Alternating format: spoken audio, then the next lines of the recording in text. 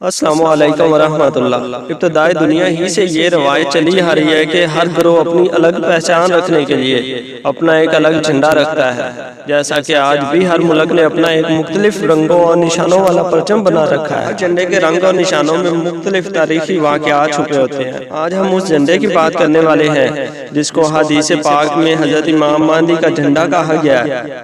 جی ہاں، وہ کالا جھنڈا جو دنیا کی آخری فیصلہ کن جنگ میں امام مہدی کہ لشکر کے ہاتھوں میں ہوگا۔ ناظرین گرامی، حضرت سبحان رضی اللہ تعالیٰ عنہ روایت کرتے ہیں کہ رسول اللہ صلی اللہ علیہ وسلم نے فرمایا، جب تم لوگ خراسان سے سیاہ جھنڈا نکلتا دیکھو تو اس لشکر میں ضرور شامل ہو جانا، چاہے تمہیں اس کے لیے برف پر پیدل چل کر سفر کرنا پڑے۔ ناظرین گرامی، سوال یہ ہے کہ خراسان کہاں ہے؟ خراسان سے نکلے اس جھنڈے کی اہمیت اتنی کیوں ہے؟ اس کے کالے جھنڈے کے نیچے اکٹھے ہونے والا نبی کریم صلی اللہ علیہ وسلم نے کیوں حکم دیا؟ اسی طرح کی روایت کچھ دوسرے الفاظ کے ساتھ حضرت ابو ہریرہ رضی اللہ تعالیٰ عنہ سے بھی روایت ہے۔ وہ روایت کرتے ہیں کہ رسول اللہ صلی اللہ علیہ وسلم نے فرمایا، خراسان سے کالے جھنڈے نکلیں گے، ان جھنڈوں کو کوئی روک نہیں سکے گا یہاں تک کہ فلسطین کے شہر ایلیا میں یہ نصب کیے جائیں گے۔ ناظرین گرامی، موجودہ ایران میں موجود خراسان نامی یہ ایک علاقہ موجود ہے، لیکن پہلے زمانے میں افغانستان کی سرزمین کو خراسان کہا جاتا تھا۔ خراسان اس وقت ایک وسیع علاقہ تھا جس میں نیشتاپور، مورو، بلخ اس کے دارالحکومت رہے ہیں۔ خراسان افغانستان، ایران، موجودہ پاکستان اور وسطی ایشیائی ریاستوں تک پھیلا ہوا تھا۔ یعنی یہ تو صاف ظاہر ہے کہ ایران، افغانستان اور پاکستان یعنی وسطی ایشیائی ممالک سے یہ کالے جھنڈوں والا لشکر نکلے گا۔ آج اگر دیکھا جائے تو افغانستان دجالی طاقتوں کا محور بنا ہوا ہے، جہاں سے بیٹھ کر ایران اور پاکستان کے خلاف دجالی طاقتیں اپنی چالیں چل رہی ہیں۔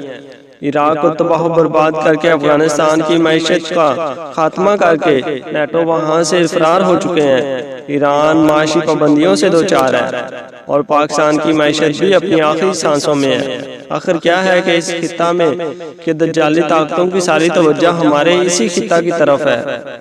تو کیا یہ لوگ اس حدیث کی اہمیت کو جانتے ہیں؟ اور کیا یہ لوگ اس کوشش میں ہیں کہ اس لشکر کو نکلنے سے پہلے ہی ختم کیا جائے تاکہ ان کے آقا دجال کی آمد میں کوئی رکاوٹ پیدا نہ ہو سکے؟ افغانستان اور ایران کو لوگ پتھروں اور خشک پہاڑوں کی سرزمین مانتے ہیں، لیکن ایسا نہیں ہے، کیونکہ ماضی میں یہ سرزمین انتہائی اہمیت کی حامل تھی اور آج بھی ہے۔ یہ دنیا کا وہ خطہ ہے جسے آج تک کوئی باہر کی طاقت فتح نہ کر سکی۔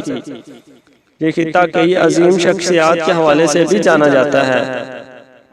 یہ وہ شخصیات کے عام لوگ عرب سمجھتے ہیں، جیسے امام ابو حنیفہ کے قریبی افراد کا تعلق خراسان سے تھا۔ اسی طرح اسلام اور مغربی دنیا کے سب سے بڑے حکیم اور طبیب ابو علی سینا کا تعلق بلخ سے تھا، جو خراسان کا ہی ایک علاقہ تھا، اور مولانا رومی کی پیدائش بھی بلخ ہی میں ہوئی۔ مشہور فلسفی ابو نصر فارابی کا تعلق افغانستان کے صوبے فاریاب سے تھا۔ 86 ہجری میں مشہور اسلامی جرنیل قتیبہ بن مسلم نے خراسان کو اسلامی حکومت کا حصہ بنایا، اور بعد کی اسلامی تاریخ میں یہ خطہ انتہائی اہم رہا۔ خیر، یہ سیاہ جھنڈوں والا لشکر خراسان سے نکل کر باطنی طاقتوں سے لڑتے لڑتے حضرت امام مہدی کے لشکر میں شامل ہوگا اور ان کا ہر اول دستہ بن جائے گا، جو تمام دجالی طاقتوں کو ختم کر کے دنیا میں انصاف اور امن قائم کریں گے۔ ناظرین گرامی، حدیث نبوی اور تاریخی کتابوں میں غزوہ ہند کا بہت چرچا ہے، تو کیا کالے جھنڈوں والا لشکر غزوہ ہند لڑنے والوں کا ہی ہوگا؟ کالے جھنڈوں والوں کا سب سے پہلا سامنا دنیا کے سب سے ظالم انسان سفیانی سے ہوگا، اور اسی ظالم شخص کے خلاف ہی کالے جھنڈوں والا ایک لشکر ظاہر ہوگا جو سفیانی کو ختم کرے گا۔ بعض علماء کا ماننا ہے کہ امام مہدی کی مدد کے لیے جو لشکر خراسان سے نکلے گا وہ پاکستان، افغانستان اور ایران کا مشترکہ لشکر ہوگا، اور اس میں پاکستان کو بنیادی حیثیت حاصل ہوگی۔ لیکن ساتھ ساتھ یہ بھی کہا جاتا ہے کہ غزوہ ہند کے بارے میں معلوم نہیں کہ وہ امام مہدی کے ظہور سے پہلے ہوگا یا ان کے بعد ہوگا۔ خیر، یہ تو طے ہے کہ غزوہ ہند کرنے والے کالے جھنڈوں کا لشکر اسی خطہ سے نکلے گا۔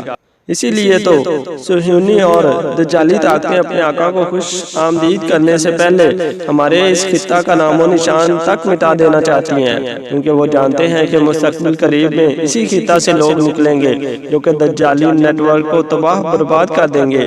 اسی لیے انہوں نے اپنا طاقتور میڈیا بنا رکھا ہے، بس ہر وقت وہاں سے مسلمانوں کو دہشت گرد اور قاتل ثابت کیا جا رہا ہے۔ دیکھیے آج کیسے ہم ان کے جال میں پھنسے جا رہے ہیں۔